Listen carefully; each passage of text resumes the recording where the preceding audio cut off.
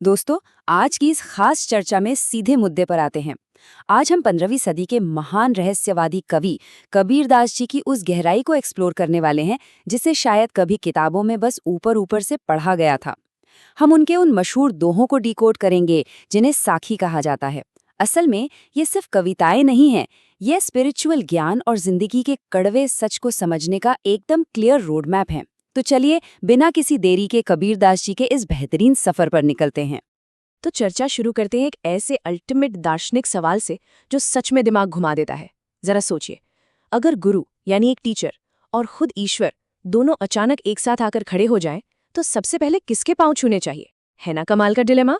ये कोई मामूली सवाल बिल्कुल नहीं है, और यहीं से शुरू होता है कबीर जी के मार्गदर्शन का पहला और सबसे बड़ा लेसन, जिसे हम कह सकते हैं इस यात्रा का पहला कदम, सबसे बड़ा मार्गदर्शक या अल्टीमेट स्पिरिचुअल गाइड। इस दुविधा का जवाब उन्होंने अपने इस आइकॉनिक दोहे में दिया है। गुरु गोबिंद दो खड़े, काके लागू पाए, बलिहारी गुरु आपने, गोबिंद दियो बताए। ये दोहा अपने आप में पूरी की पूरी फिलॉसफी समेटे हुए है।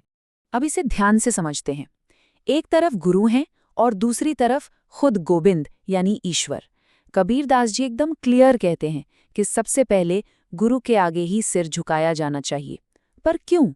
क्योंकि गुरु ही तो वो जरिया है, वो माध्यम है जिसने उस ईश्वर तक पहुंचने का रास्ता दिखाया है।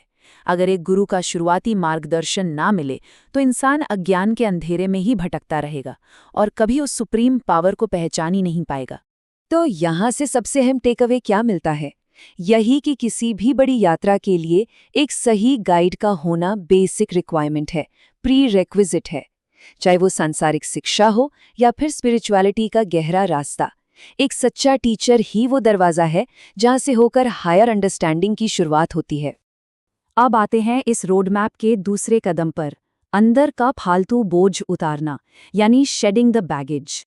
और ये बात कबीर जी अपने इस थॉट प्रोवोकिंग दोहे में समझाते हैं। जब मैं था तब हरि नहीं, अब हरि है मैं नाही, प्रेम गली अति सांकरी, तामे दो न समाही। यहाँ उन्होंने इंसान के अहंकार और ईश्वरीय प्रेजेंस के बीच के उस जबरदस्त क्लैश को हाईलाइट किया है। वैसे इस दोहे की एक्चुअल गहराई समझने के लिए एक शब्द पर फोकस करना बहुत जरूरी है, और वो है मैं। यहाँ मैं का मतलब अपना खुद का वजूद नहीं है। यहाँ मैं एक ऐतिहासिक टर्म की तरह इस्तेमाल हुआ है जिसका सीधा मतलब है अहंकार, एरोगेंस। जैसे ही हम इस मीनिंग को कैच कर लेते हैं, इस पूरी बात का एसेंस एकदम साफ हो जाता है। कबीर जी ने प्रेम और भक्ति को एक बेहद पतली तंग सी गली के रूप में इमेजिन किया है। अब देखिए, जैसे एक बहुत ही पतली सी गली में दो लोग एक साथ कंधे से कंधा मिलाकर नहीं चल सकते, बिल्कुल वैसे ही इंसान के दिल के अंदर ये अहंकार और ईश्वर दोनों एक साथ फिट नहीं हो सकते, इम्पॉसिबल है। अगर ईश्वर को अंदर आने देना है तो इस घमंड को बाहर का रास्ता दिखाना ही पड़ेगा, इसका कोई शॉर्टकट नहीं है। चलिए अब आगे बढ़ते हैं तीसरे कदम पर, इल्यूजन या भ्रम के पार देखना। ये हिस्सा थोड़ा बोल्ड है, जहां उन्होंने उस दौर की कुछ प्रथाओं को क्रिटिसाइज किया है। यहाँ कबीर जी की बेबाकी सच में काबिले तारीफ है। वो कहते हैं, कांकर पाथर जोड़ के मस्जिद लई बनाए, ता चढ़े मुल्ला बांग दे, क्या बहरा हुआ खुदाए। इसमें वो उस वक्त के रिचुअल्स को ऑब्जर्व करके एक सीधी बात रख रहे हैं कि छोटे छोटे कंकड़ पत्थर जोड़कर मस्जिद तो बना ली, और फिर वहां से बहुत जोर जोर से आवाजें लगाई जा रही हैं। और यहीं वो एक गहरी चोट करने वाला लेकिन प्योर दार्शनिक सवाल पूछते हैं, तो क्या ईश्वर बहरा है? क्या उस तक पहुंचने के लिए इतने शोर की जरूरत है? उनका आर्ग्यूमेंट बड़ा सिंपल और न्यूट्रल था कि डिवाइन पावर तो सीधे हमारे सच्चे दिल की आवाज सुनती है। अगर दिल में सच्चाई है तो इन बाहरी दिखावों और ऊंची आवाजों की कोई जरूरत नहीं है। बिल्कुल यही बेबाकी इस अगले दोहे में भी देखने को मिलती है, जहां वो मूर्ति पूजा की प्रथा को एड्रेस करते हैं। पाहन पूजे हरि मिले, तो मैं पूजू पहाड़, ताते यह चाकी भली, पीस खाए संसार। इसे समझने के लिए बस एक शब्द पकड़ लीजिए, पाहन। ये काफी पुराना शब्द है जिसका सिंपल अर्थ होता है पत्थर। इसे दिमाग में रखते ही कबीर जी का अगला कंपैरिजन एकदम माइंड ब्लोइंग लगने लगता है। तो वो बड़े प्लेफुल अंदाज में तर्क देते हैं कि भाई, अगर सिर्फ किसी पत्थर की पूजा करने से ही भगवान मिल जाते हैं तो क्यों ना एक पूरे पहाड़ की ही पूजा करना शुरू कर दी जाए। फिर वो प्रैक्टिकल पॉइंट ऑफ व्यू लाते हैं कि इससे तो वो घर की पत्थर की चक्की कहीं ज्यादा बेहतर है। कम से कम उसमें अनाज पीसकर लोगों का पेट तो भरता है।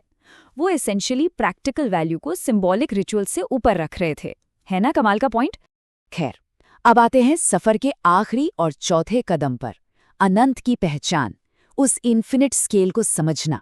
उस स्केल का अंदाजा लगाने के लिए कबीर जी के इस दोहे को देखिए। सात समंद की मसी करूं, लेखनी सब बन राय, सब धरती कागत करूं, हरिगुण लिखा न जाए। यहाँ वो एक ऐसा विजुअल मेटाफर क्रिएट करते हैं जो सोच से भी परे है। यहाँ मसी का मतलब है इंक यानी स्याही, और बनराय का मतलब है फॉरेस्ट यानी पूरे के पूरे जंगल। आप जरा कबीर जी की इस ग्रैंड थिंकिंग को विजुअलाइज करने की कोशिश कीजिए।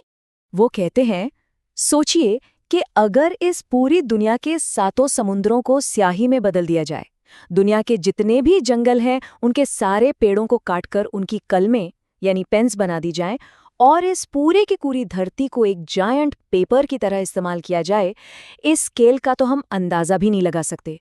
पर कबीर जी क्या कहते हैं? वो कहते हैं कि इतने सब के बाद भी उस ईश्वर, उस सुप्रीम पावर की महानता को पूरी तरह कागज पर नहीं उतारा जा सकता। उसके गुण इतने अनंत है कि कोई भी स्याही या कागज कम पड़ जाएगा। डिवाइन रियलिटी इतनी वास्ट है कि उसे बस महसूस किया जा सकता है, लिमिट नहीं किया जा सकता। तो 15वीं सदी से आई इस डीप फिलॉसफी को डिकोड करने के बाद आखिर में बस एक सवाल रह जाता है। आज के इस दौर में क्या अब भी उस डिवाइन सच को अहंकार की तंग गलियों और बाहरी दिखावों के शोर में ढूंढा जा रहा है, या फिर अपने दिल के अंदर एक सच्ची ह्यूमिलिटी के साथ? इन साखियों को लिखे हुए सदियां बीत गईं, पर आज भी इनकी रेलेवेंस उतनी ही ज्यादा है। पूरी उम्मीद है कि इस चर्चा से इन विचारों को एक नए और बिल्कुल फ्रेश नजरिए से देखने का मौका मिला होगा, एक नई और गहरी सोच के साथ। आज के इस एक्सप्लेनर को यहीं खत्म करते हैं।